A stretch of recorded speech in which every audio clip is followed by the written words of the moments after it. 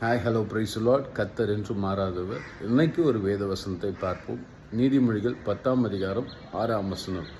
நீதிமான்களுடைய சிரசின் மேலே ஆசீர்வாதங்கள் தங்கும்.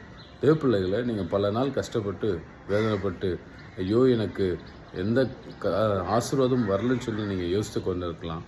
ஆனால் காரணம் என்ன தெரியுங்களா? நீங்கள் இன்னும் முழுசாக அவருடைய பிள்ளையாய் மாறாததுனால்தான்.